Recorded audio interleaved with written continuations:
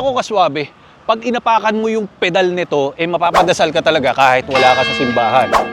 Paano ba naman? Mala sports car level yung acceleration nito Ito nga pala ang high performance variant ng isang MG4. Ngayon kaswabe, pag naghahanap ka ng speed, acceleration, power, and affordability, ito yung perfect fit sa'yo.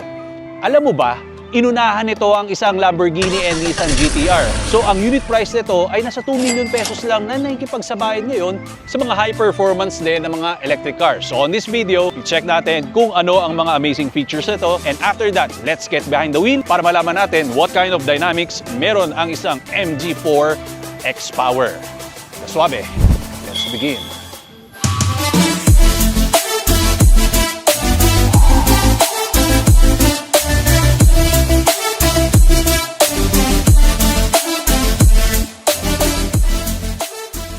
Well, kaswabe, starting sa kanyang exterior, meron nga pala tayong exclusive na body color. They call this the Hunter Green. Sa X-Power lang na variant mo makikita ang ganitong kulay kaswabe. Meron kang U-shape dito sa kanyang front bonnet, MG na badge natin, reflector lights ang ginamit, stylish rin yung mga front splitters natin, naka-blackout siya. Ilagay na lang natin dyan kung ano yung pinaka-ground clearance natin. So when it comes sa kanyang side profile, this one, ang sukat ay 235, 45, and R18 aluminum wheels. Doon sa MG4 na standard version na naman, hindi ganito yung wheel styling. Mas traditional yon, meron siyang center cap, tapos yung rotor disc natin is 13.5 inches. Ngayon, the big difference nga pala when it comes sa kanilang driving capabilities, 25% stiffer nga pala ang ating damping system to improve. Syempre, pag nag-track mode driving tayo, di ba? Naka-anti-roll bars rin tayo and torque vectoring system, which means pagdating nga pala sa mga cornering na pagdadrive, mas accurate ito. And even yung pagkakaroon ng understeer, yun yung iniwasan nila. So moving ahead, blackout yung ating power folding mirrors.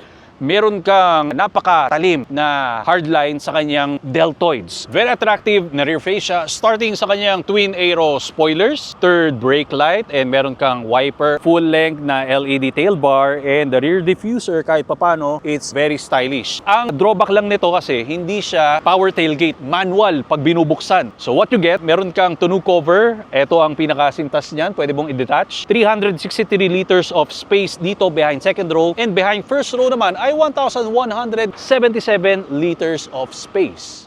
Kaswabe, usapang kapangyarihan naman, hindi ito naka-single motor lang. We are using dual motor, all-wheel drive, and 64 kWh battery. Yun nga lang, sana medyo mas pinalaki pa nila. Pero this one makes 425 horsepower and 600 Nm of torque. 0 to 100 niya ay 3.8 seconds, which is nasa sports car level ng performance. Non-X-Power naman na variant niya ay umaabot ng 7.5 seconds. Full range niya ay 385 kilometers. Pagdating sa duration ng kanyang charging time, 0 to 100 will take you about nasa 6 hours and 45 minutes. Pero pag rapid charging naman yung ginamit natin, 10 to 80% will take you 24 minutes lang. So here in the interior, ang special sa kanya, pag ikinumpara natin sa MG Lux, fabric lang yung mga seats. Pero ito, combination siya ng leather and suede. 6-way power adjuster ito. Sa passenger naman is manual adjustment lang. Sa infotainment naman natin, 10.25 inches siya. Of course, touchscreen monitor tayo. Pero ang interesting sa kanya, meron siyang tinatawag na track mode.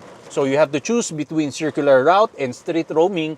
And available din yung Apple CarPlay and Android Auto. Floating nga pala yung center console natin kung saan mo makikita. Yung electronic shifter natin, meron kang wireless charging pad. Dito naman sa gitna, meron kang lalagyanan ng extra for Jollibee. Pero pwede rin siyang lalagyanan ng phone, dalawang cup holder. Meron kang armrest dito, malalim rin naman yung kanyang space. Pagdating naman sa door panel natin, switches are available and standard looking lang naman na door panel. Kasi ang bentahan talaga ng isang MG X-Power, ang pinaka leap forward na ginawa sa kanya is for speed, acceleration, performance, and syempre, yung pagkakatwik ng mga damping system natin. D-shape na steering wheel, piano black nga lang yung pinaglalagyan ng mga function keys natin. Tapos, ang comment ko lang dito kasi yung pinaka-marker niya sa gitna, nasa bottom part. Imbes na nasa upper portion siya para sa peripheral vision sana, ngayon lang ako nakita ng manibela na nasa ilalim yung pinaka-marker niya. Buti sana kung kulay pula, pero black pa rin yung kulay niya rito. Sa ating gauge image cluster naman, full LCD display naman siya, pero maliit lang, 7 inches. Pero it does the job naman kasi lahat na kinakailangan natin na information, kinakailangan mo lang i-browse. Ito nga pala ay isang 5-seater and considered na rin siya na hot hatch na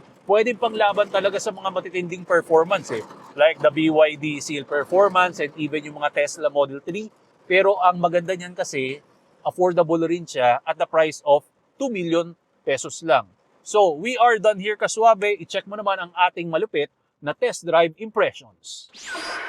Introducing Autosport. Kaswabe, this one is the world's most innovative mobility scooter that we can get para sa ating lifestyle and sa mga kababayan natin na PWD.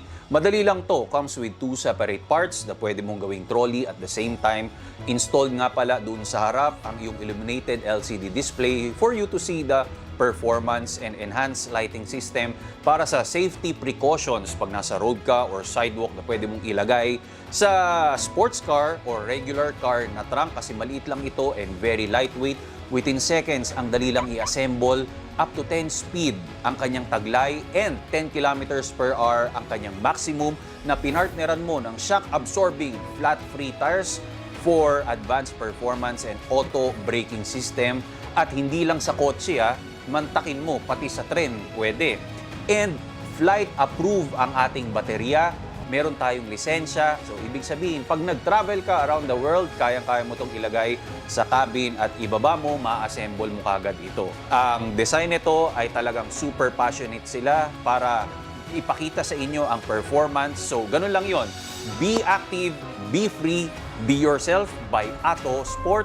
Ang link ay nasa description below para i-check mo na lang, Kaswabe. Commercial lang para sa mga kaswabe natin. Pag nagmamay-ari ka nga pala ng base model na MG4 and MG4 Lux na katulad nito, pagandahin na natin yan at mas bigyan natin ng malupit na styling. Meron nga pala kaming available dito na body kits para sa MG4 natin. Ang mga binago nga pala natin dito, nagkaroon tayo ng extension doon sa front chin spoiler niya. Nakita nyo naman, mas naging aggressive. Siyempre, pinartneran na rin natin yan dito sa DRL house decoration natin. Kung makikita mo, mas naging sharper yung itsura niya.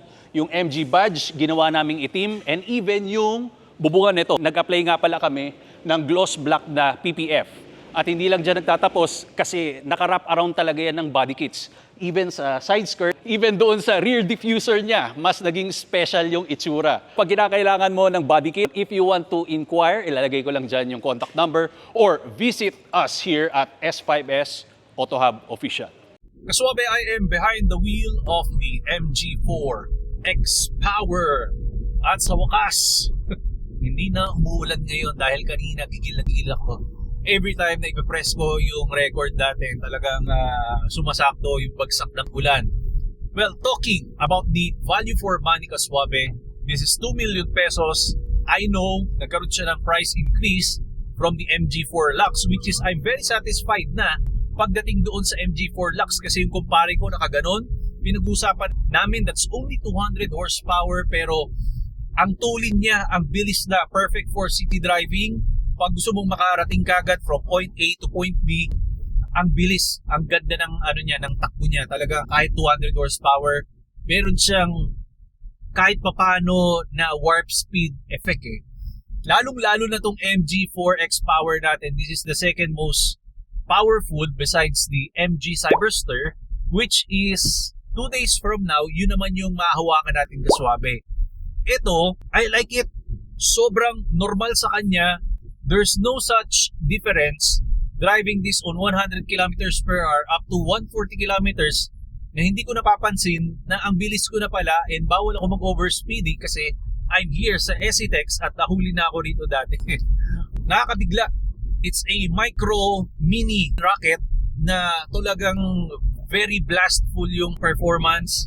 Sobrang stable niya and even yung a little cornering na pwedeng gawin while on the highway kasi syempre wala naman tayo sa racetrack. So ang ganda ng ibinibigay niya talaga na drive capability and even the handling. Ang ganda. Pero this is built for racetrack mode talaga. Pang racetrack talaga siya.